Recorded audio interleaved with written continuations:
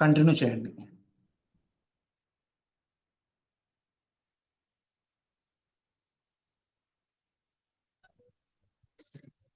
हरे कृष्ण प्रभु जी, दंडवत प्रणाम। ధన్యవాదాలు. ओम नमो भगवते वासुदेवाय। ओम नमो भगवते वासुदेवाय। ओम नमो भगवते वासुदेवाय। नारायणं नमस्कृत्यं వ్యవహారాలు నిర్వహించడానికి ఆయన रत्नं देवीं सरस्वतीं व्यासं जयतदमुदीरये नष्टप्रायेषु भद्रेषु नित्यं भागवत सेवयां भवति उत्तमश्लोके भक्तिर्भवति नैष्टिकी।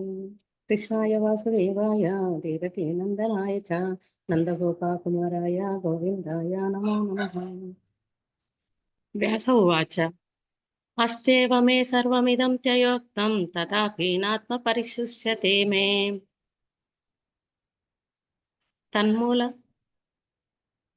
तन्मूलमव्यक्त मगाधबोधं पृच्छामहे त्वातम భవాత్మభూతం। వ్యాస ఉవాచ, వ్యాసుడు పలికెను, అస్తి సత్యమే, ఏవ నిశ్చయముగా, మే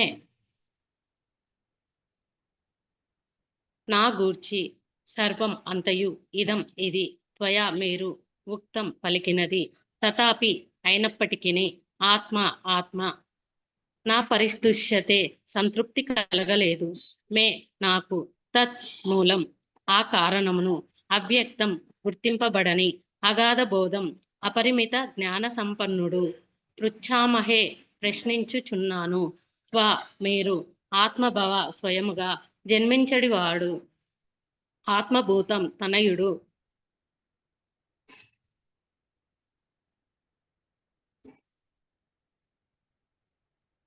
భాష్యము. భౌతిక జగమునందు ప్రతి ఒక్కరు దేహమును ఆత్మగా భావించుట ఎందో లేక మనస్సును ఆత్మగా భావించుట ఎందో మునిగి ఎందురు.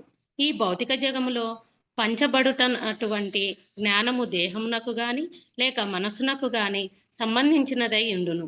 వాస్తవమునకు ఇది ఏ సకల నిరాశలకు మూల కారణమై ఉన్నది.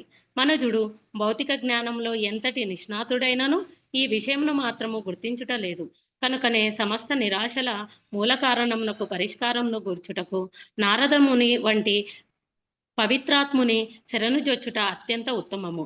ఏ కారణము చేత నారదుడు శరణు పొందదగినవాడో రాబో శ్లోకమునందు వివరింపబడినది.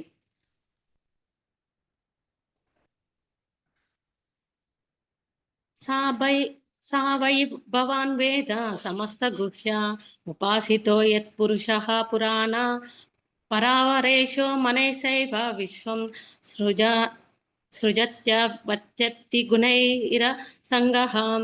సా ఈ విధముగా, వై నిశ్చయముగా, భవాన్ మీరు, వేద తెలియుదురు, సమస్త సర్వములైన, గుహ్యం రహస్యములైన, ఉపాసిత అర్చింతురు, యత్ తత్కారణముచే, పురుష పరమపురుషుని, పురాణ పురాతనుని, పరావరేష ఆధ్యాత్మిక భౌతిక జగత్తులను నియమించువానుని, మనస మనస్సు, ఏవ కేవలము, విశ్వం విశ్వము, సృజితి సృజించును, అవతి అత్తి నశింపజేయును, గుణై గుణములతో, అసంగః అసంగుడు.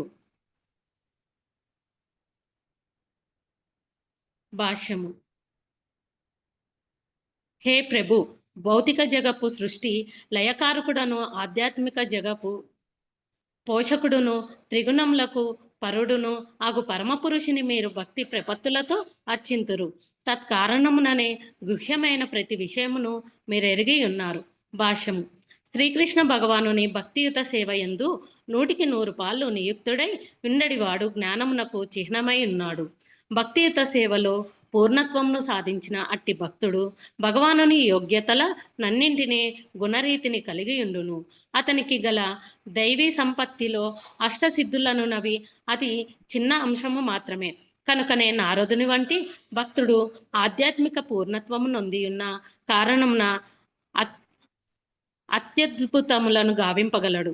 వాస్తవమునకు ప్రతి ఒక్కరూ అట్టి శక్తి సామర్థ్యముల కొరకై తీవ్రముగా ఎత్తించుచున్నారు. ఈ విధముగా నారదముని భగవానునితో సముడు కాకున్నను 100కి 100 పూర్ణుడై ఉన్నాడు. 7వ శ్లోకం.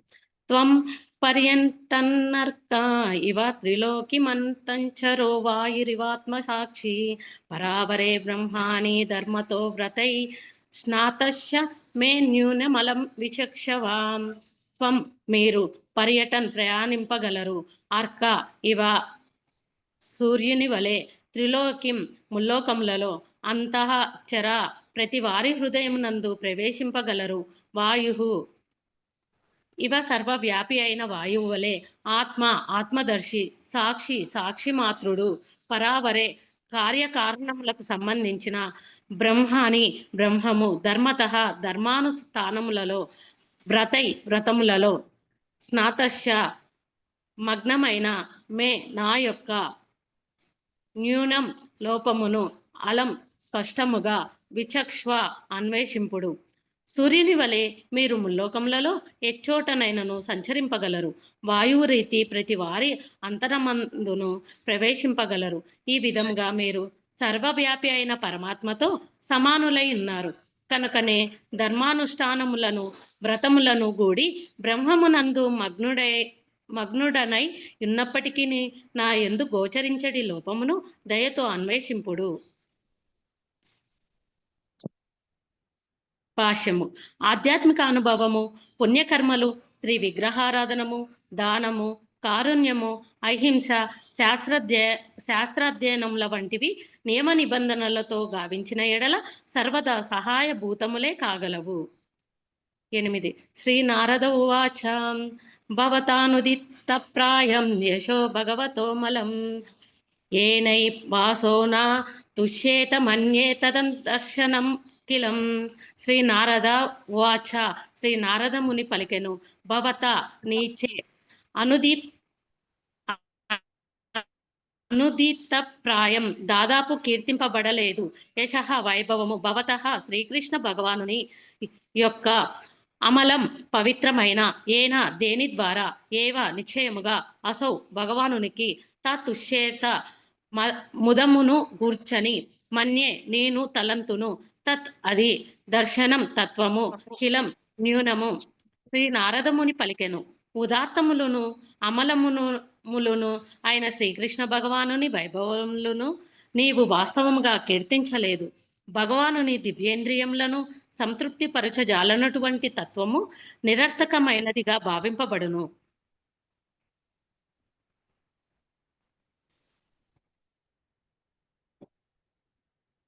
భాష్యము.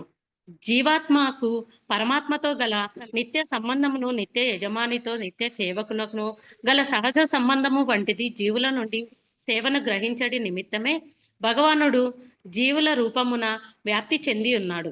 కనుక అట్టి సేవ ఒక్కటియే భగవానుని జీవులను సంతృప్తులను చేయగలదు. విద్వత్సంపన్నుడైన వ్యాసదేవుడు అనేక వైదిక గ్రంథములను రచించి ఉండను, వేదాంత సూత్రములను కూడా పొందుపరిచెను.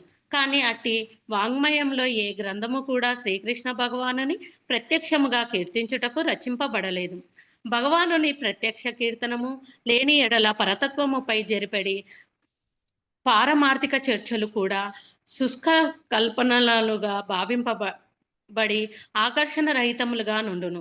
శ్రీకృష్ణ భగవానుడు పరతత్వానుభవంలో చరమానుభూతి అయి ఉన్నాడు.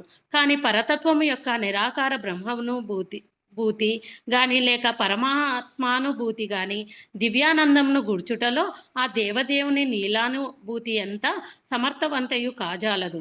వేదాంత దర్శనము రచించినది స్వయముగా వ్యాసదేవుడే. ఆ విధముగా తాను నారదుని ద్వారా వ్యాసదేవుని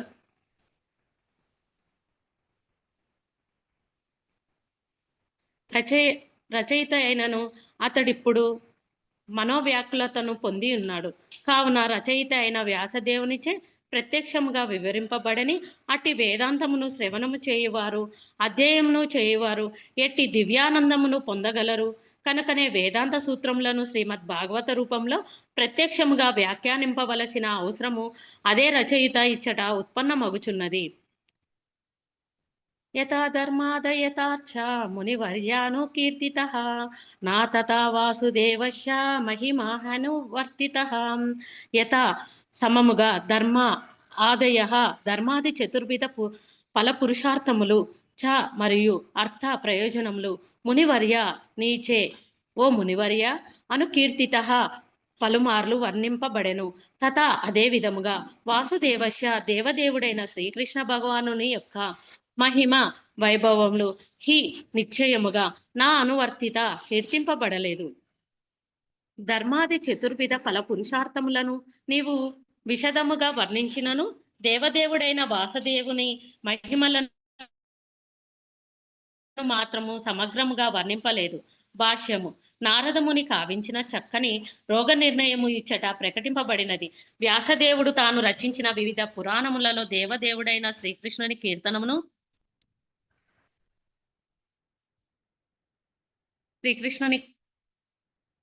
కీర్తనమును ప్రయత్నపూర్వముగా వదిలివేయుటయే అతని వ్యాకులతకు మూల కారణమై ఉన్నది.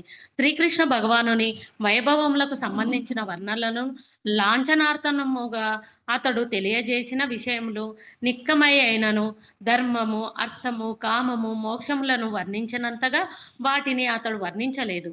అట్టి పురుషార్థములు శ్రీకృష్ణుని భక్తియుత సేవతో పోల్చినచో అత్యంత న్యూనములైనవి. ప్రామాణికుడైన విద్వాంసునిగా శ్రీ వ్యాసదేవుడు ఈ భేదమును సమగ్రముగా నెరిగి ఉన్నాడు. అయినప్పటికీ అతడు శ్రీకృష్ణుని అతి ముఖ్య కారణమైన భక్తియుత సేవకు ప్రాముఖ్యము నొసగక తన విలువైన కాలమును వృధాపరచుకొని వ్యాకులత పొందెను. శ్రీకృష్ణ భగవానుని భక్తియుత సేవలో నియుక్తులు కాకుండా ఎవ్వరూను దివ్యానందమును పొందజాలరని ఈ విషయము ద్వారా స్పష్టముగా సూచించబడినది. ఈ సత్యమే భగవద్గీత యందు మరింత స్పష్టంగా తెలుపబడినది. ధర్మార్థి కార్య పరంపరలో చివరి అంశమైన మోక్షము పిమ్మటయే మనుజుడు శుద్ధమైన భక్తియుత సేవలో నియుక్తుడు కాగలడు. అటువంటి స్థితియే బ్రహ్మభూత స్థితి.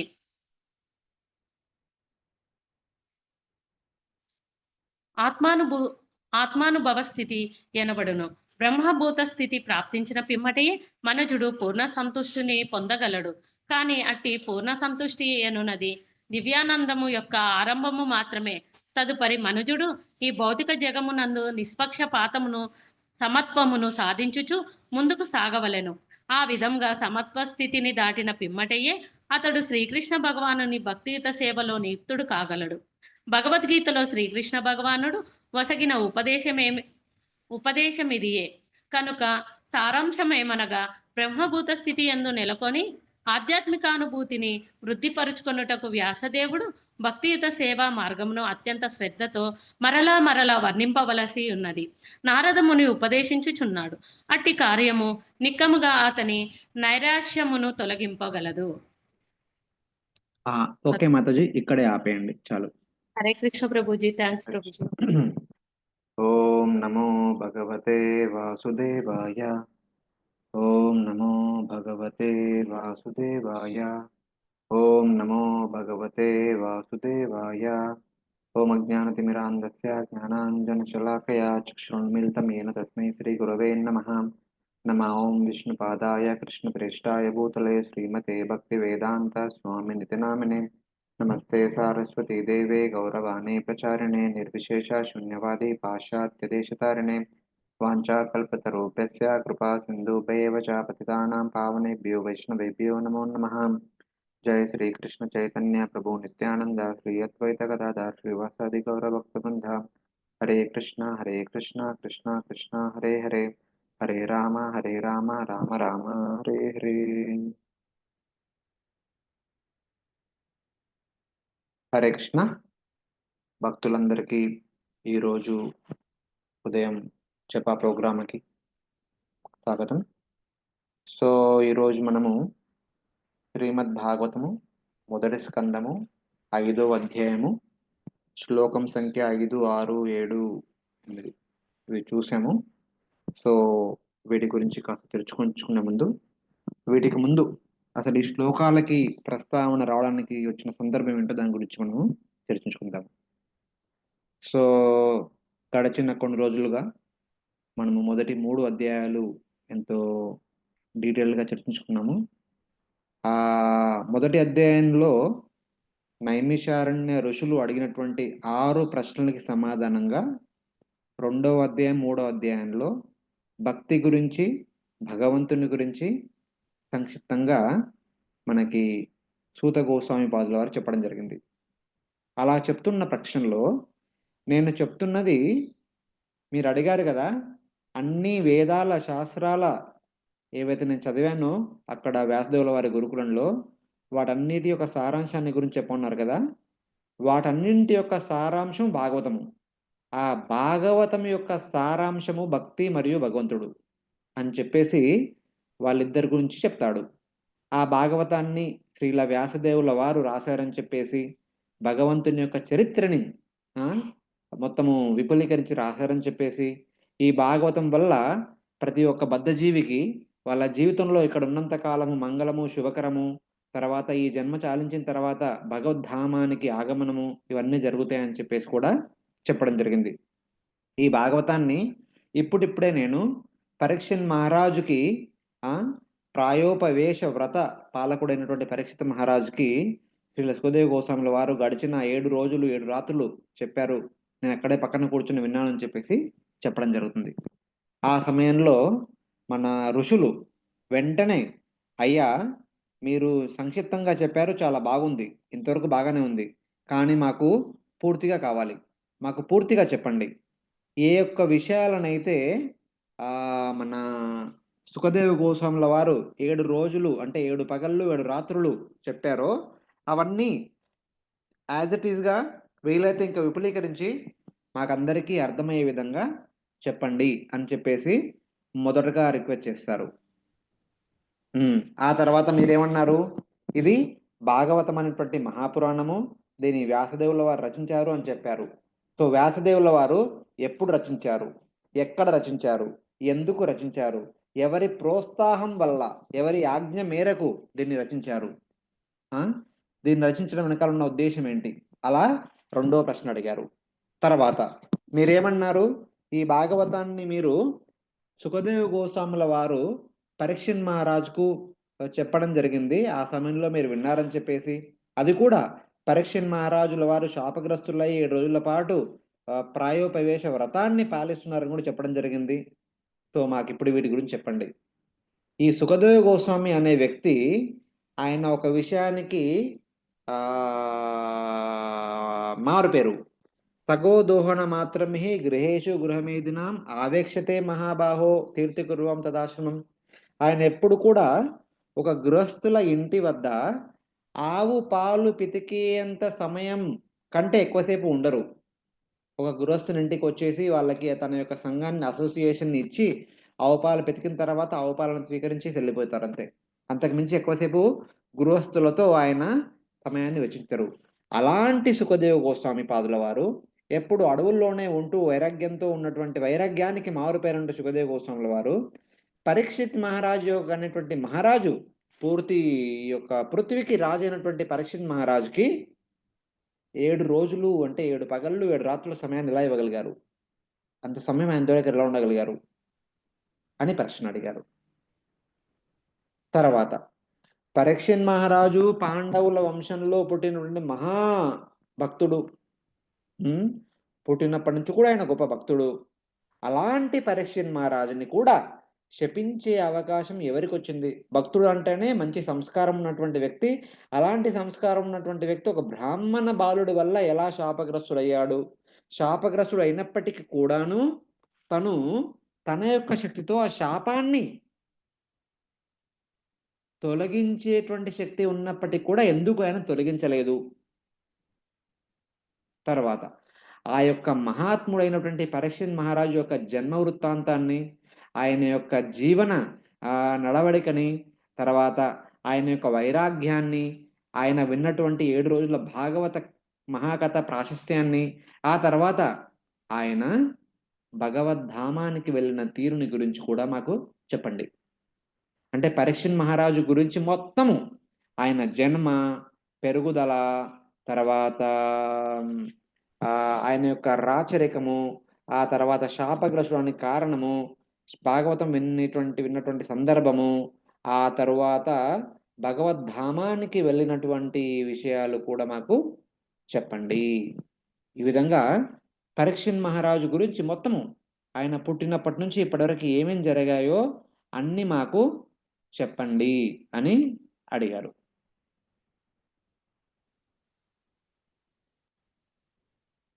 సో ఆయన ప్రాయోపవేశ వ్రతాన్ని ఎందుకు స్వీకరించారు, దానికి సంబంధించిన కారణాలు అవన్నీ. అభిమన్యు సుతం సూత ప్రాహుర్ భాగవతోత్తమం తస్య జన్మ మహాశ్చర్యం కర్మాణి చ గృణీహిత. ఆయన జన్మ, ఆయన కర్మలు అన్నీ కూడా మహా ఆశ్చర్యం. ఎందుకంటే మహాభారత కథలో మీరు విని ఉంటారు, భవిష్యత్తులో వస్తాయి ఇవన్నీ. ఆయన జన్మ ఒక ఆశ్చర్యము, ఆయన జీవితం ఒక ఆశ్చర్యము, ఆయన తిరిగి వెళ్ళిపోవడం కూడా ఒక ఆశ్చర్యము. సో వాటి గురించి కూడా మేము వినాలనుకుంటున్నాము. సో ఈ విధంగా పరీక్షిత్ మహారాజు గురించి ప్రశ్న, సుఖదేవ గోస్వామి గురించి ప్రశ్న, వాళ్ళిద్దరి మధ్య జరిగినటువంటి భాగవత సంవాదం గురించి ప్రశ్న, భాగవతం యొక్క రచన గురించి ప్రశ్న, తర్వాత భాగవతంలో చర్చించబడినటువంటి విషయాలన్నింటి గురించి ప్రశ్న. ఇలా 5 ప్రశ్నలు అడుగుతారు. సో 5 ప్రశ్నలకి సమాధానంగా మనకి మున్ముందు రాబోయే భాగవతం. మొదటి ప్రశ్న, సుఖదేవ గోస్వామి పరీక్షిత్ మహారాజులు చర్చించుకున్నటువంటి భాగవత కథ. అది 2వ స్కందము 1వ అధ్యాయం నుంచి 12వ స్కందము 5వ అధ్యాయం వరకు చర్చించబడింది. రెండవ ప్రశ్న, ఎప్పుడు, ఎక్కడ, ఎలా, ఎందుకు, ఎవరి ప్రోత్సాహం వల్ల మన వ్యాసదేవుల వారు భాగవతాన్ని రచించారు? దానికి సమాధానంగా మొదటి స్కందము 4వ అధ్యాయము, 5వ అధ్యాయము, 6వ అధ్యాయము, 7వ అధ్యాయంలో 10వ శ్లోకం వరకు, అంటే 4, 5, 6, 7లో 10వ శ్లోకం వరకు ఈ యొక్క రెండవ ప్రశ్నకి సమాధానం చెప్పడం జరిగింది. తర్వాత మూడవ ప్రశ్న, పరీక్షిత్ మహారాజు యొక్క జన్మ, కర్మ మరియు ప్రాయోపవేశ వ్రతము, భాగవత శ్రవణ, ఆధ్యాత్మిక జగత్తు గమన, ఇవన్నీ ఆశ్చర్యకరమైనటువంటి విషయాలు, వాటి గురించి చెప్పండి అంటారు. సో వాటికి సమాధానంగా మన మొదటి స్కందంలో 7వ అధ్యాయం 11వ శ్లోకం నుంచి 12వ అధ్యాయం ఆఖరి శ్లోకం వరకు పరీక్షిత్ మహారాజు యొక్క ఆశ్చర్యచకితమైనటువంటి జన్మ గురించి చెప్తారు.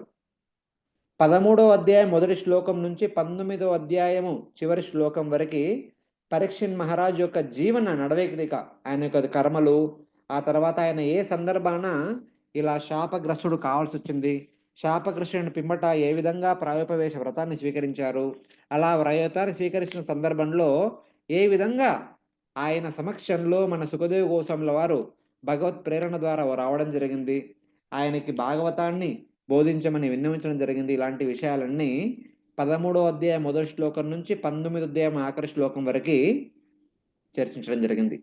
ఆయన కర్మలు, శాపగ్రస్తుడు కావడానికి కారణాలు, ప్రాయోపవేశ వ్రత స్వీకరణ, తర్వాత సుఖదేవ గోస్వామి ఆగమనము, భాగవత చర్చ కోసము విన్నపము, ఇవన్నీ మొదటి స్కందంలో చివరి అధ్యాయం చివరి శ్లోకం వరకు చెప్పడం జరిగింది. 2వ అధ్యాయం మొదటి శ్లోకం నుంచి 12వ అధ్యాయం 12వ స్కందము, 2వ స్కందము మొదటి అధ్యాయం మొదటి శ్లోకం నుంచి 12వ స్కందము 5వ అధ్యాయం చివరి శ్లోకం వరకు సుఖదేవ గోస్వాముల వారు చెప్పినటువంటి 7 రోజులు, అంటే 7 పగళ్ళు 7 రాత్రుల భాగవత కథ చెప్పడం జరిగింది. ఆ తర్వాత సుఖదేవ గోస్వాముల వారు అక్కడ నుంచి వెళ్ళిపోతారు, భాగవతం చెప్పేసి వెళ్ళిపోతారు. ఆ తర్వాత ఆయన చెప్పిన దాన్ని స్మరించుకుంటూ, శ్రీకృష్ణ భగవాను యొక్క చరణ పద్మాలని స్మరించుకుంటూ పరీక్షిత్ మహారాజు తన దేహాన్ని త్యాగం చేసి ఆధ్యాత్మిక జగత్తుకు వెళ్ళిపోవడము, ఆ తర్వాత తక్షక అనేటువంటి పాము రావడము, ఆయన శరీరాన్ని కాటు వేయడము, ఆ కాటుకి ఫలితంగా శరీరం అంతా మంటల్లో మండి కాలిపోవడము, ఇవన్నీ జరిగాయి. ఈ విషయాలన్నీ విని ఆయన కొడుకు కోపంతో సర్పయజ్ఞాన్ని, జనమేజయుడు కోపంతో సర్పయజ్ఞాన్ని చేయడము, ఆ సర్పయజ్ఞాన్ని ఆపడానికి అక్కడికి వ్యాసదేవుల వారు, తర్వాత ఇంకా వేరు వేరు ఋషులు రావడము, అస్తికముని రావడము, ఆయన్ని ఆపడము, అక్కడ ఆపిన తర్వాత అదే సందర్భంలో అక్కడ శ్రీమద్ మహాభారత పురాణ, అన్ని పురాణాల శ్రవణం జరగడము, ఇలా పురాణాలు ఎందుకు రచించారు, పురాణాల్లో విభాగాలు, గ్రంథాల్లో విభాగాలు, ఏ గ్రంథంలో ఎన్ని శ్లోకాలు ఉన్నాయని చెప్పేసి అవన్నీ చెప్పడము, సో ఆ భగవంతుని యొక్క గొప్పతనము, సో ఇవన్నీ చెప్పేసి చివరికి భాగవతం యొక్క మహాత్మ్యం గురించి చివరి 2 అధ్యాయాల్లో రకరకాల శ్లోకాల ద్వారా భాగవతం యొక్క గొప్పతనాన్ని వర్ణించడం జరిగింది.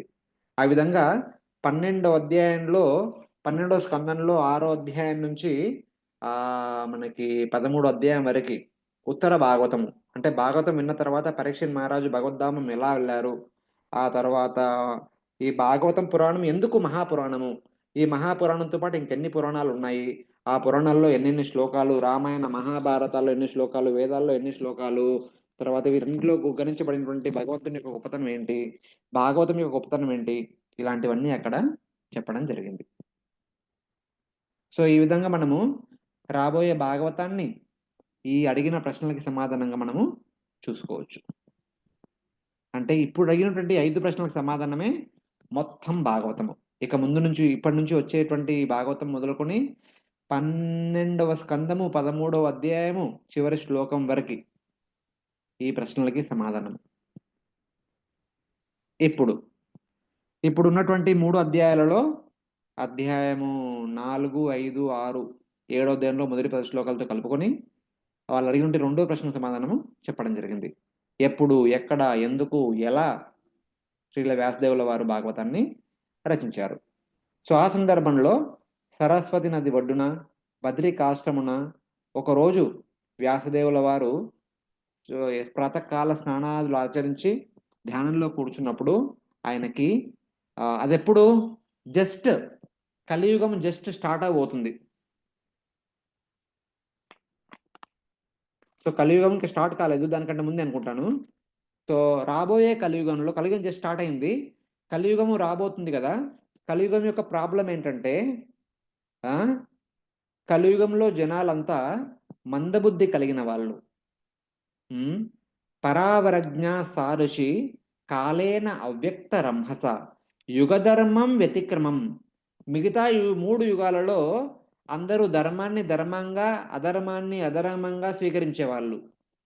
కానీ కలియుగంలో మాత్రము యుగధర్మ వ్యతిక్రమం, ధర్మాన్ని అధర్మంగా, అధర్మాన్ని ధర్మంగా భావిస్తారట. కలియుగం యొక్క ప్రథమ లక్షణము ధర్మ వ్యతిక్రమం, ధర్మాన్ని అధర్మంగా, అధర్మాన్ని ధర్మంగా. ప్రాప్తం భువి యుగే యుగే భౌతికానాం చ భావానాం చ శక్తి హ్రాసం చ తత్కృతం. భౌతిక పరంగాను ఆధ్యాత్మిక పరంగాను ప్రతి ఒక్కరిలో వాళ్ళలో శారీరక మానసిక శక్తి అంతా సన్నగిల్లిపోతుంది. ఎవరు కూడా భౌతికంగా కూడా శక్తి ఉండదు, ఆధ్యాత్మికంగా కూడా శక్తి ఉండదు. ఫస్ట్ ఆఫ్ ఆల్ ధర్మాన్ని అధర్మంగా, అధర్మాన్ని ధర్మంగా స్వీకరిస్తారు. తర్వాత ఈవెన్ ధర్మాన్ని ధర్మంగా స్వీకరించినా కూడా దాన్ని పాటించడానికి భౌతికపరమైన శక్తి, శారీరక మానసిక ఆధ్యాత్మిక శక్తి సన్నగిల్లిపోతుంది, అది ఉండనే ఉండదంట. అశ్రద్ధ దాన ఆధ్యాత్మికత గురించి ఎవరిలో శ్రద్ధ ఉండదు. నిస్సత్వం, సత్వగుణం ఏమాత్రమూ ఉండదు. అందరిలో కూడా తల వరకు రజోగుణము తమగుణాలే ఉంటాయి, సత్వగుణం ఏమాత్రమూ ఉండదు. ఎందుకంటే భక్తి పాటించాలి అంటే, శాస్త్రం పట్ల మక్కువ చూపించాలంటే కొద్ది గొప్ప సత్వగుణం ఉండాలి. నిస్సత్వం, సత్వగుణం ఏమాత్రము ఉండకుండా తగ్గిపోతూ ఉంటుంది. దుర్మేధాన్, వాళ్ళ బుద్ధి చెడు వైపే ఆలోచిస్తూ ఉంటుంది. ఎప్పుడు వీళ్ళని మోసం చేయాలా, వాళ్ళని మోసం చేయాలా, ఇది చేయాలా, అది చేయాలా, మొత్తం ఈ పాపం చేయాలా, ఆ పాపం చేయాలా. దుర్మేధాన్, బుద్ధి మొత్తం ఎప్పుడు చెడు వైపే ఆలోచిస్తూ ఉంటుంది. రసిత ఆయుష, వాళ్ళ వయస్సు చాలా తక్కువగా ఉంటుంది, వాళ్ళ ఆయువు కూడా చాలా తక్కువగా ఉంటుంది. దుర్భగాంశ జనం వీక్ష మునిర్ దివ్యేన చక్షుష. దివ్య చక్షుష ద్వారా దుర్భగం అంటే దౌర్భాగ్యంతో నిండినటువంటి కలియుగ జనులందరినీ ఆయన దివ్య చక్షుషో, ఆయన ధ్యానంలో చూశారు. అలా చూసి సర్వవర్ణాశ్రమం యద్ దధ్యౌ ఇతం అమోఘదృక్, అన్ని వర్ణాశ్రమాలు కలిసిపోతాయంట.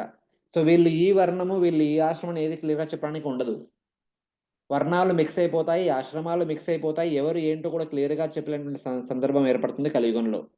ఇవన్నీ విషయాలు ఆయన మనస్సులో, ఆయన హృదయంలో చూశారు. యోగంలో కూర్చున్నప్పుడు హృదయంలో చూశారు. సో ఇలాంటి భయంకరమైన పరిస్థితుల్లో ఉన్నటువంటి కలియుగంలో మనందరినీ బాగుపరచడం కోసము, మనందరి కోసము అప్పటి వరకు 3 యుగాలలో విని అర్థం చేసుకొని జ్ఞాపకం ఉంచుకొని వాళ్ళ శిష్యులకు చెప్పేటువంటి వేదాలు, పురాణాలు, ఇతిహాసాలన్నింటినీ పుస్తకాల రూపంలో రచించడం జరిగింది. ఎందుకంటే కలియుగంలో అందరూ మందబుద్ధి, మందభాగ్యులై. విన్నదాన్ని అర్థం చేసుకొని గుర్తుంచుకోవడం చాలా కష్టము, విన్నది విన్నట్టుగా కంఠస్థం చేయడం చాలా కష్టము. కాబట్టి మనకి పుస్తకాలు కావాలి. అందుకే వాసుదేవుల వారు అప్పటి వరకు ఉన్న గ్రంథాలన్నింటినీ వేద వాజ్మయాన్నంతటిని పుస్తక రూపంలో రచించడం మొదలుపెట్టారు. సో ఒకే వేదం అంటే వేదాలన్నీ కూడా ఒకే గ్రంథంగా పరిగణించారు అప్పటివరకు. అలాంటి దానిని 4 భాగాలుగా చేశారు. ఋగ్వేదము, యజుర్వేదము, సామవేదము, అథర్వవేదం అని చెప్పేసి 4 శిష్యులకి అప్పచెప్పారు. అట్లీస్ట్ మీ వంశస్థులు ఈ ఒక్క వేదాన్నైనా బాగా కంఠస్థం చేసి దాన్ని ప్రచారం చేయగలరు అని చెప్పేసి. అంతకుముందు ఒక్కరొక్కరు 4 వేదాలు కంఠస్థం చేసేవాళ్ళు. కలియుగంలో అంత శక్తి ఉండదని చెప్పేసి కనీసం ఒక్క వేదాన్నైనా పరిపూర్ణంగా కంఠస్థం చేయండి అని చెప్పేసి ఒక్కొక్క శిష్యునికి ఒక్కొక్క వేదాన్ని అప్పచెప్పారు. రకరకాల శిష్యులు ఉన్నారు, వాళ్ళందరికీ అప్పచెప్పారు.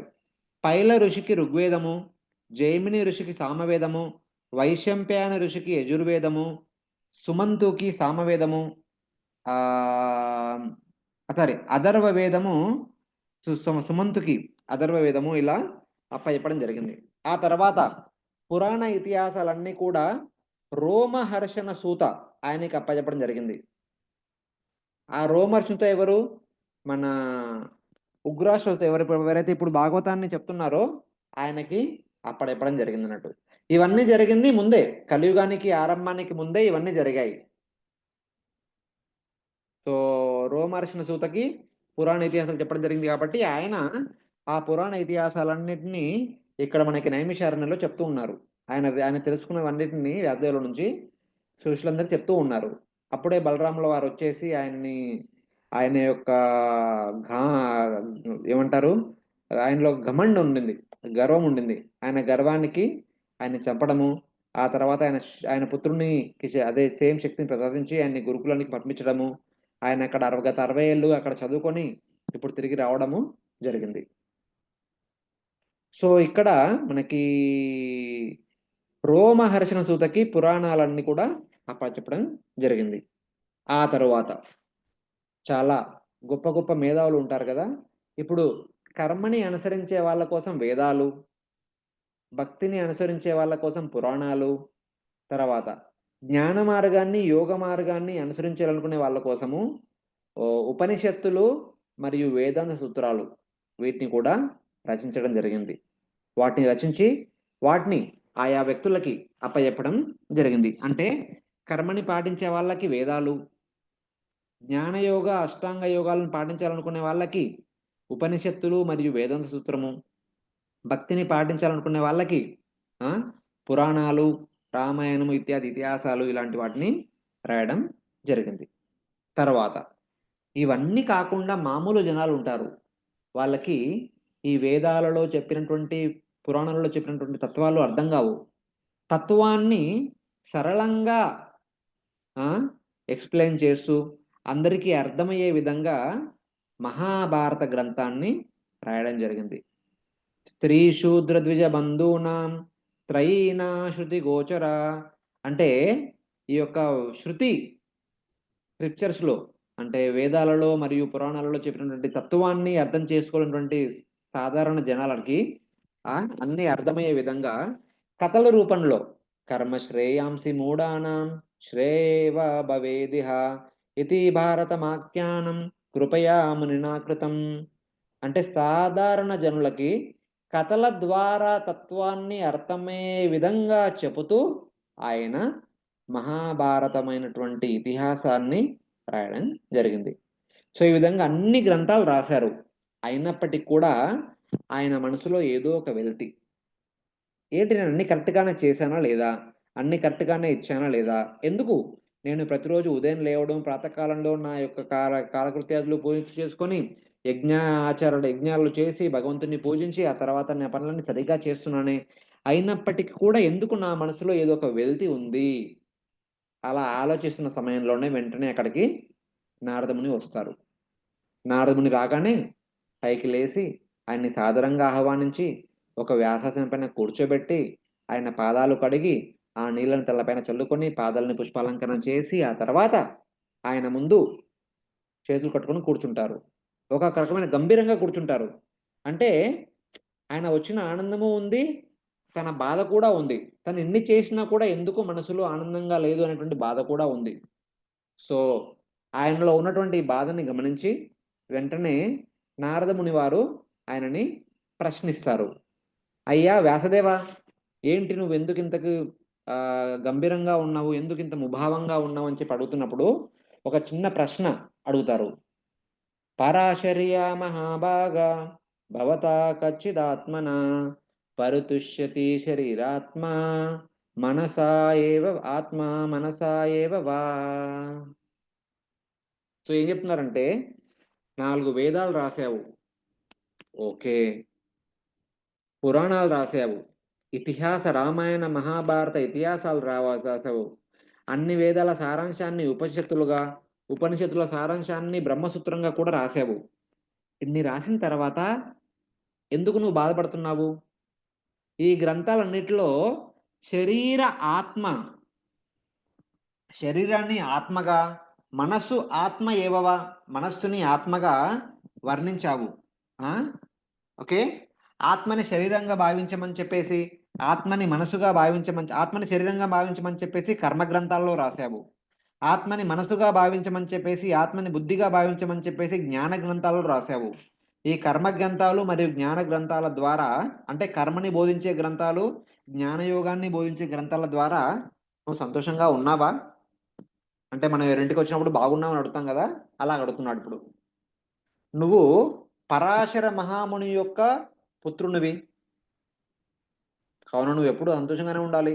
ఒక గొప్ప విద్వాంసుడివి. దానితో పాటు కర్మ గ్రంథాలు రాశావు, జ్ఞాన గ్రంథాలు రాశావు.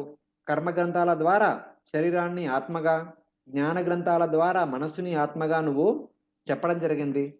సో నీ మనస్సుతో, నీ శరీరంతో నువ్వు సంతోషంగా ఉన్నావా? జిజ్ఞాసితం సుసంపన్నం అపి తే మహదద్భుతం కృతవాన్ భారతం యస్త్వం సర్వార్థ పరిభ్రమితం. ఇవన్నీ రాసిన తర్వాత వీటి యొక్క అర్థాన్ని సాధారణ జనులందరికీ సరళంగా అర్థమయ్యే విధంగా నువ్వు భారతాన్ని కూడా రాశావు. ఆ భారతంలో ధర్మ, అర్థ, కామ, మోక్షాలని ఎలా ఆచరించాలి, ఎలా పొందాలి అని చెప్పేసి ఎంతో చక్కగా వర్ణించడం జరిగింది. సో దాని ద్వారా నువ్వు సంతోషంగా ఉండాలి. సో ఒకరికి ఏదైతే కావాలో అవన్నీ సర్వార్థ పరిభ్రమిత, అన్ని విషయాలు నీకు మహాభారతం నుంచి లభిస్తాయి. ఎవ్రీథింగ్ మహాభారతంలో ఉంది. సో నువ్వు సంతోషంగా ఉండాలి. సంతోషంగా ఉన్నావా? ఇంత గొప్ప గ్రంథాన్ని రాసావు కదా, సంతోషంగా ఉన్నావా? జిజ్ఞాసితం అధీతం తే బ్రహ్మయత్తత్ సనాతనం తథాపి శోచతి ఆత్మానం అకృతార్థ ఇవ ప్రభో. తర్వాత జిజ్ఞాసితం అధీతం చ బ్రహ్మ యత్తత్ సనాతనం. సనాతన బ్రహ్మ గురించి చాలా అధ్యయనం చేశావు, చాలా పరిశోధన చేశావు. అవన్నీ చేసిన తర్వాత ఆ యొక్క పరబ్రహ్మ గురించి సంపూర్ణ తత్వాన్ని విపులీకరిస్తూ ఉపనిషత్తుల యొక్క సారాంశమైనటువంటి వేదాంత సూత్ర, బ్రహ్మసూత్ర అంటారు దాన్ని, బ్రహ్మసూత్రాలు కూడా రచించావు. సో దాని ద్వారా నువ్వు సంతోషంగా ఉన్నావా?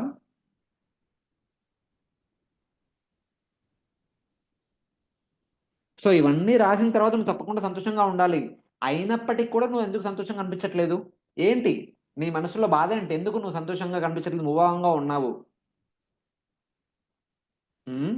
కర్మ గ్రంథాలు రాశావు, జ్ఞాన గ్రంథాలు రాశావు, తర్వాత మహాభారతాన్ని రాశావు, ఆ తర్వాత వేదాంత సూత్రాన్ని రాశావు. దేంట్లో పరబ్రహ్మ యొక్క తత్వాన్ని విపులీకరిస్తూ వేదాంత సూత్రాన్ని రాశావు. అయినప్పటికీ నువ్వు ఎందుకు సంతోషంగా లేవు? ఇంత చేసిన తర్వాత నువ్వు సంతోషంగా ఉండాలి కదా.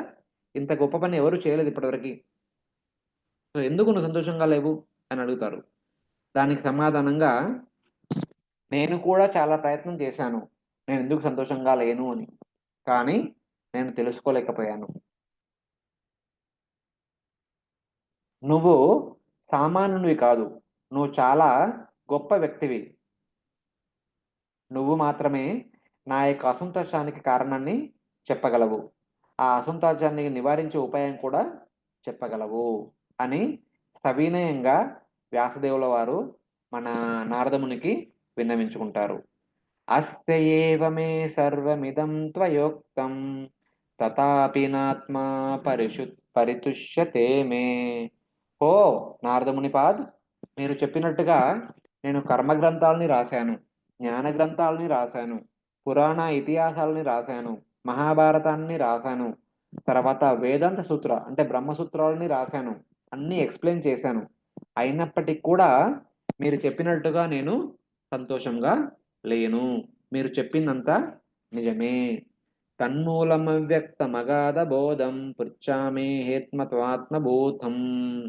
నన్ను పరాశన పుత్రునిగా సంబోధించి చాలా గొప్ప భాగ్యవంతుడిగా పరిగణించారు. కానీ మీరు ఆత్మభవాత్మభూతం, బ్రహ్మ ఆత్మభూతం, స్వయం భగవంతుని ద్వారా ఉద్భవించినటువంటిది బ్రహ్మ. బ్రహ్మకి మనలాగా తల్లి గర్భం నుంచి జన్మించలేదు. గర్భోదకశాయి విష్ణు నాభి నుంచి ఉద్భవించినటువంటి కమల పుష్పము పైన బ్రహ్మాజీ తనకు తానుగా జన్మించారు. అందుకే ఆయన్ని స్వయంభూ లేదా ఆత్మభూతము అంటారు. అంటే ఆయనంతకు ఆయన జన్మించారు లేదా భగవంతుని ద్వారా డైరెక్ట్గా జన్మించారు. అలాంటి డైరెక్ట్గా జన్మించినటువంటి భగవంతుని ద్వారా డైరెక్ట్గా జన్మించినటువంటి బ్రహ్మకి నువ్వు మానసపుత్రుడివి. ఆత్మభావం ఆత్మ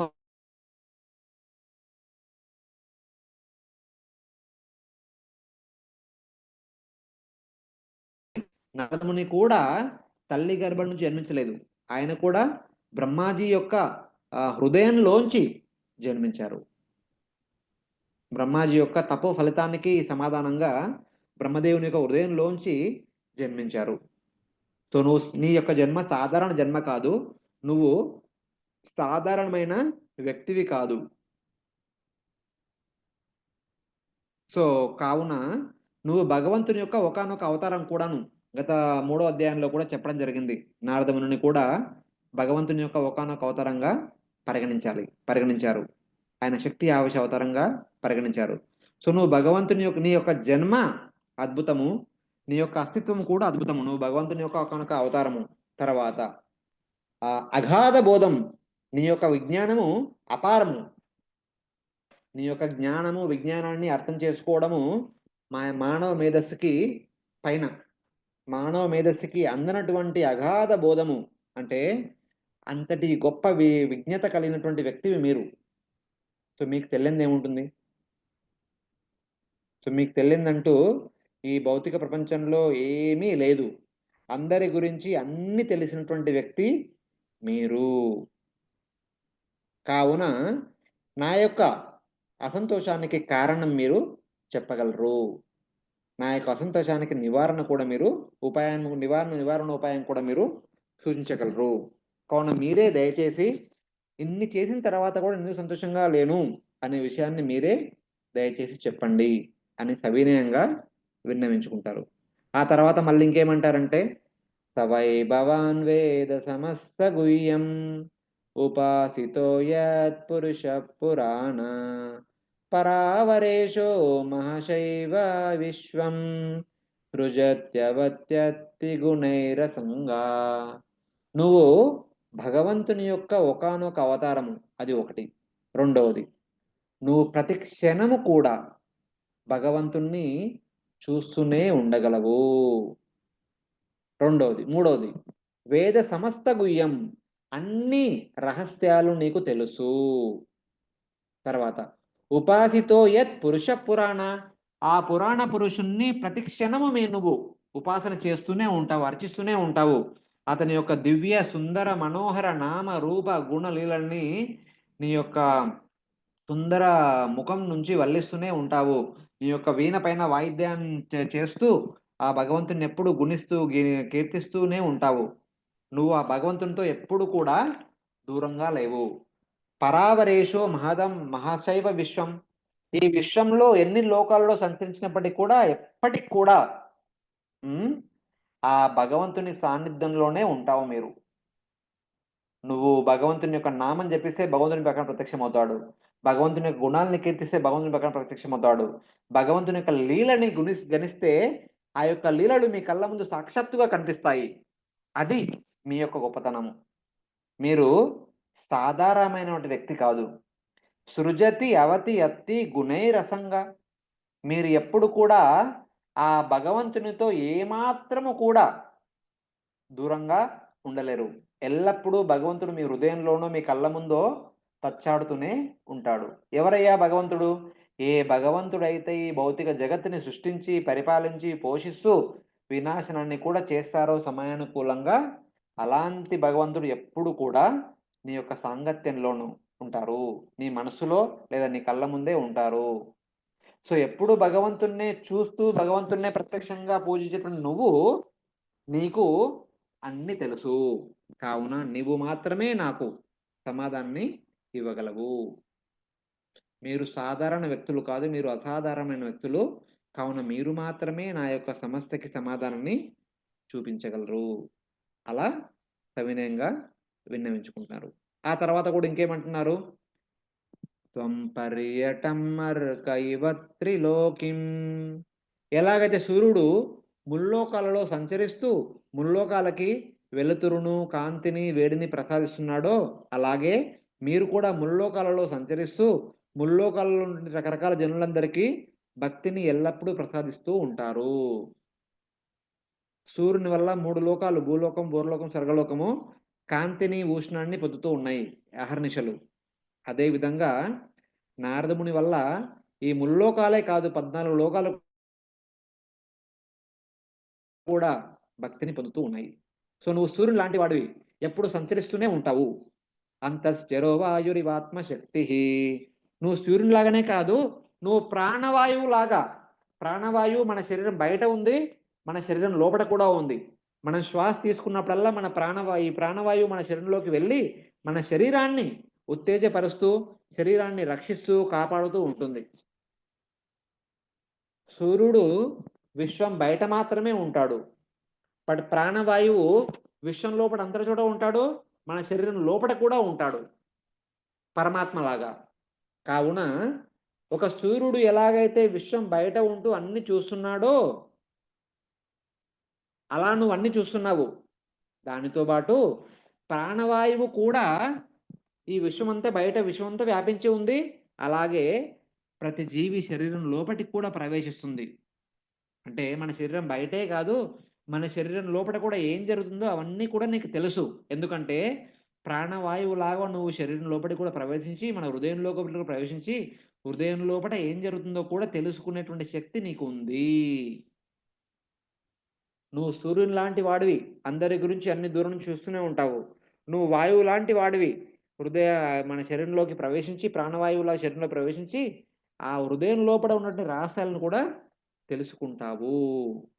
కావున పరావరే బ్రహ్మని ధర్మతో వృతై స్నాతస్య మే న్యూనమలం విచక్ష్వా. నువ్వు చెప్పినట్టుగా ఆ యొక్క భగవంతుని గురించి కొద్దో గొప్ప జ్ఞానాన్ని పొందినప్పటికీ, ఆ జ్ఞానాన్ని 10 మందికి పంచాలనే ఉద్దేశంతో వేదాలు, పురాణాలు, ఇతిహాసాలు, భారతము మరియు బ్రహ్మసూత్రాలు రచించినప్పటికి కూడాను నేను సంతోషంగా లేను.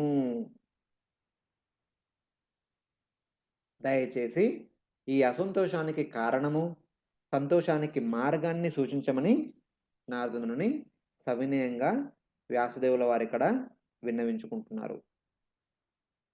సో, వాటికి సమాధానంగా 8 మరియు 9 శ్లోకాలలో సంక్షిప్తంగా ఆయన యొక్క అసంతోషానికి కారణాన్ని వివరిస్తారు. ఆ తర్వాత సంతోషానికి మార్గాన్ని 10వ శ్లోకం నుంచి మొదలుకొని 6వ అధ్యాయం చివరి శ్లోకం వరకు చెప్తారు. ఫస్ట్ అసంతోషానికి కారణము. శ్రీనారద ఉవాచ భవతానుదితప్రాయం యశో భగవతో అమలం ఏనైవాసౌ న తుష్యేత మన్నే తద్దర్శనం కిలం. భవత అనుదిత ప్రాయం యశో భగవతో అమలం. ఆ భగవంతుని యొక్క అమల కీర్తిని, అంటే పరిశుద్ధమైనటువంటి కీర్తిని, ఆయన యొక్క పరిశుద్ధమైనటువంటి నామ రూప గుణ లీల వర్ణనము నువ్వు కావలసినంతగా రాయలేదు, కావలసినంతగా వర్ణించలేదు. ఫస్ట్ నువ్వు భగవంతుని యొక్క అమల కీర్తిని కావలసినంతగా రాయలేదు, వర్ణించలేదు. అందుకే నువ్వు సంతోషంగా లేవు. డైరెక్ట్‌గా చెప్తారు. మనం కూడా మన జీవితంలో నిజమైన సంతోషాన్ని పొందాలంటే దానికి ఒకటే మార్గము. ఆ భగవంతుని యొక్క అమలం యశస్సుని ఎప్పుడు వింటూ ఉండాలి, కీర్తిస్తూ ఉండాలి. వచ్చే ఆదివారము రామనవమి. శ్రీరామచంద్రుల యొక్క కీర్తి నలుదిశలా వ్యాపించింది. సో, అలాంటి శ్రీరామచంద్రుని గురించి కనుక మనం వింటే అహర్నిశలు, మనం కూడా కంపల్సరీగా, తప్పనిసరిగా ఆనందాన్ని నిజమైన ఆనందాన్ని పొందుతాము. ఆత్మ స్థానంలో ఆనందాన్ని పొందుతాము. శారీరకంగా సుఖం కాదు, మానసికంగా సంతోషం కాకుండా ఆత్మ పరంగా ఆనందాన్ని పొందాలంటే భగవంతుని యొక్క నామ, రూప, గుణ లీలలని మనస్ఫూర్తిగా వినాలి. గత నెలలో మనము గౌర పూర్ణిమ జరుపుకున్నాము. ఇప్పుడు రామనవమి రాబోతుంది. వచ్చే నెలలో నరసింహ చతుర్థి. ఆ తర్వాత ఇలా రకరకాల సందర్భాలలో భగవంతుని ఆవిర్భావ సందర్భాన్ని పురస్కరించుకొని ఆ భగవంతుని యొక్క దివ్య జన్మ మరియు దివ్య కర్మల గురించి వింటూ ఉంటే కనుక మనం నిజమైన ఆనందాన్ని కంటిన్యూస్‌గా పొందుతూ ఉంటాము. అలా చేయని పక్షంలో మనం ఏం వింటాము? ఈ భౌతికపరమైనటువంటి విషయాల గురించి వింటూ ఉంటాము. వాటిలో కొన్ని విషయాలు ఆనందకరమైనవి, కొన్ని విషయాలు బాధాకరమైనవిగా ఉంటాయి. దాని గురించి పెద్దగా చెప్పనవసరం లేదు. అందరికీ తెలిసిన విషయమే అది. తర్వాత వ్యాసదేవుల వారు ఏమంటారంటే, అయ్యా అంత మాట అనకు. నేను భగవంతుని గురించి కూడా చాలా రాశాను. చాలా గ్రంథాల్లో చాలా చోట్ల రాశాను. వాటన్నిటిని ఒక చోట సంపుటీకరించి బ్రహ్మసూత్రాలుగా కూడా రాశాను. బ్రహ్మసూత్రాలు కేవలము ఆ భగవంతుని యొక్క గొప్పతనాన్నే వర్ణించాయి. అప్పుడు నారదముని ఏమంటారంటే, ఏనైవాసౌ న తుష్యేత మన్యేతద్దర్శనం కిలం. ఆ యొక్క బ్రహ్మ దర్శనము రాసినటువంటి నీకే ఆనందాన్ని ఇవ్వట్లేదు. భవిష్యత్తులో దాన్ని చదివితే చదివే వాళ్ళు ఎలాంటి ఆనందాన్ని పొందుతారు? నువ్వు అంటున్నావు కదా, భగవంతుని గురించి అన్నీ సంపుటీకరించి బ్రహ్మసూత్రాన్ని రాశాను అంటున్నావు. మరి ఆ బ్రహ్మసూత్రమే రాసినటువంటి నువ్వే ఆనందంగా లేవు ఇప్పుడు. దాన్ని చదివే వాళ్ళు ఎలా ఆనందపడతారయ్యా భవిష్యత్తులో చెప్పు? అంటే బ్రహ్మసూత్రంలో కూడా భగవంతుని యొక్క గొప్పతనాన్ని కావలసినంతగా మీరు వర్ణించలేదు అని అర్థము. దాని అర్థం. సో ఆయన ఏమన్నారంటే, లేదు నేను 18 పురాణాలు రాశాను. విష్ణు పురాణము, పద్మ పురాణము, గరుడ పురాణము, బ్రహ్మాండ పురాణము, లింగ పురాణము, శివ పురాణము, బ్రహ్మ పురాణము, ఇట్లా మార్కండేయ పురాణము అని చెప్పేసి ఎన్నో పురాణాలు, మత్స్య పురాణము, కూర్మ పురాణం, ఎన్నో పురాణాలు రాశాను. ఆ పురాణాల్లో కూడా అక్కడక్కడ చాలా చోట్ల భగవంతుని గొప్పతనాన్ని గురించి రాశాను. మీరు మరీ అలా కొట్టి పడేయద్దు, నేను రాశాను అని చెప్పేసి వ్యాసదేవుల వారు చెప్తారు. దానికి సమాధానంగా మన నారదముని వారు ఏం చెప్తున్నారంటే, యథా ధర్మాదయశ్చార్త మునివర్యానుకీర్తిత నా తథా వాసుదేవస్య మహిమాయి అనివర్ణిత. రాశావు, నేను కాదనట్లేదు. భగవంతుని యొక్క గొప్పతనాన్ని రాశావు. పురాణాలలో, ఇతిహాసాలలో ఇక్కడ అక్కడ రాశావు. కానీ ధర్మ, అర్థ, కామ, మోక్షాల గురించి రాసినంత గొప్పగా భగవంతుని యొక్క గుణగణాల గురించి నువ్వు రాయలేదు. అన్ని గ్రంథాలు ఏమంటున్నాయి? ధర్మం చెయ్యి, అర్థం పొందు, కామాన్ని పూర్తి చేసుకో, దాన్ని మోక్షం గురించి ప్రయత్నం చెయ్యి. వీటి గురించే గొప్పగా వర్ణించారు వేదాలు, పురాణాలు, ఇతిహాసాలు, బ్రహ్మసూత్రాలు ఇవన్నీ కూడా ధర్మార్థ కామ మోక్షాల గురించి చెప్పడం జరిగింది. వాటినే మీరు గొప్పగా గణించారు. మధ్యలో భగవంతుని గొప్పతనాన్ని చెప్పినప్పటికీ కూడా, భక్తి గురించి చెప్పినప్పటికీ కూడా, ఈ భగవంతుని యొక్క నామ రూప గుణగణాలను వినడం వల్ల, భక్తిని పాటించడం వల్ల మోక్షాన్ని పొందొచ్చు అని మాత్రమే చెప్పారు.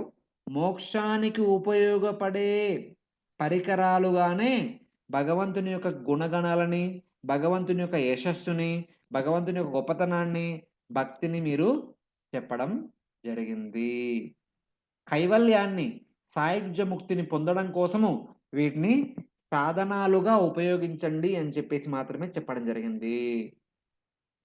నా తథా వాసుదేవస్య మహిమాయి అనువర్ణిత. వాసుదేవ మహిమని ధర్మార్థ కామ మోక్షాల గురించి చెప్పినంత గొప్పగా మీరు చెప్పలేదు. యాక్చువల్గా వాసుదేవ మహిమ ధర్మార్థ కామ మోక్షాల కంటే అతీతము. దానికంటే 100 రెట్లు గొప్పగా చెప్పాల్సిన మీరు ధర్మార్థ కామ మోక్షాలని వాసుదేవ మహిమ కంటే 100 రెట్లు గొప్పగా చెప్పారు. మీరు ఆపోజిట్ చేశారు, ఉల్టా చేశారు. ఇది మీ యొక్క అసంతోషానికి కారణము. మరి దానికి నివారణ ఏంటి?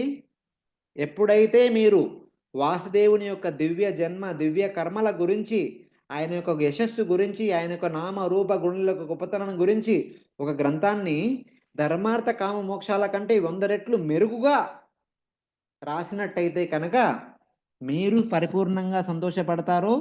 మీ గ్రంథాన్ని చదివినటువంటి ప్రతి ఒక్కరూ కూడా పరిపూర్ణంగా సంతోషపడగలరు. అలాంటి గ్రంథాన్ని కాకుండా ఇప్పటివరకు మీరు రాసిన గ్రంథాలన్నీ చదివినండి ఎవరైనా కూడా పరిపూర్ణమైన సంతోషాన్ని పొందలేరు. ఎందుకంటే రచయితగా మీరే సంతోషాన్ని పొందట్లేదు, పాఠకులుగా వాళ్ళు ఎలా సంతోషాన్ని పొందగలరు? దేర్ఫోర్ కావున మీరు ఇప్పుడు ఒక గ్రంథాన్ని రాయండి. ఏ గ్రంథంలో అయితే వాసుదేవుని యొక్క నామ రూప గుణ లీలల యొక్క మహిమ మరియు భక్తి యొక్క మహిమ ధర్మార్థ కామ మోక్షాల మహిమ కంటే 1000 రెట్లు, 1,00,000 రెట్లు, 1,00,000 రెట్లు, అర్బుద కర్బుద మహాకర్బుద మహాపద్మ కర్వ రెట్లు ఎక్కువగా ఉండే విధంగా రాయండి. ఆ గ్రంథాన్ని రాసిన తర్వాత మీరు పరిపూర్ణంగా ఆనందాన్ని పొందుతారు. అది విని చదివేటువంటి పాఠకులు, విద్యార్థులు కూడా పరిపూర్ణ సంతోషాన్ని పొందగలరు. అది మాత్రమే కరెక్ట్ ఉపాయము అనే ఉపాయాన్ని ఇక్కడ సూచిస్తున్నారు. ఆ ఉపాయాన్ని ఆయన చెప్పిన మాటని బలపరచడం కోసము తన యొక్క గత జన్మ వృత్తాంతాన్ని రాబోయే శ్లోకాలలో వర్ణిస్తారు. గతంలో నేను కూడా ఆ భగవత్ మహిమను విని అర్థం చేసుకొని ఆ భక్తిని పాటించినందుకు ఇప్పుడు ఇలా అయ్యాను. ఎవరైనా కూడా భవిష్యత్తులో శ్రీమద్ భాగవతాన్ని విని చదివి పాటించి అర్థం చేసుకుని స్మరించినట్టయితే వాళ్ళు కూడా నాలాగే భగవంతుని యొక్క శుద్ధ భక్తులు కాగలరు. అలాంటి ధైర్యాన్ని మనందరి హృదయంలో నింపడం కోసము నారదముని తన గత జన్మ వృత్తాంతాన్ని రాబోయే అధ్యాయాలలో చెప్పబోతున్నారు. సో వీటన్నిటిని మీరు దయచేసి ప్రతిరోజు క్లాస్ మిస్ కాకుండా వినండి. సో నారదముని సూచిస్తున్నటువంటి ఈ యొక్క ఉపాయాన్ని అందరము తూచ తప్పకుండా పాటించి నిజమైన ఆనందాన్ని పొంది భగవద్ధామానికి వెళ్ళి భగవంతుని యొక్క నిత్య సేవకునిగా మారే అవకాశాన్ని పొందేటువంటి అవకాశాన్ని స్వీకరించి లబ్ధి పొందాలని చెప్పేసి ఆశిస్తూ ఈరోజు ఈ యొక్క ప్రసంగాన్ని ఇక్కడతో ముగిస్తున్నాను. హరే కృష్ణ. సో దయచేసి క్షమించండి, ఇవాళ కొద్దిగా త్వరగా మాట్లాడడం జరిగింది. తక్కువ సమయంలో ఉంది కాబట్టి ఎక్కువగా త్వరగా చెప్పడం జరిగింది. సో ఇవాళ వరకు మాత్రము ఏ ప్రశ్నలు తీసుకోలేను, ఎందుకంటే నేను ఇంకా కొద్దిసేపు బయలుదేరాలి. ఇక్కడ నుంచి నేను బాంబే వెళ్తున్నాను, ఇక్కడ వేరే చోట ఉన్నాను, ట్రైన్ క్యాచ్ చేయాలి. So thank you very much. వచ్చే వారం కలిసినప్పుడు కొద్దిగా ఎక్కువ ప్రశ్నలు తీసుకుందాము. వరకు సెలవు. హరే కృష్ణ. గ్రంథరా శ్రీమద్ భాగవతం కి జై, శ్రీల ప్రభుపాద కి జై, అనంత కోటి వైష్ణవ భక్తులకి జై. వాంఛాకల్పతరుభ్యశ్చ కృపా సింధుభ్యో చ పతితానాం పావనేభ్యో వైష్ణవేభ్యో నమో నమః. హరే కృష్ణ.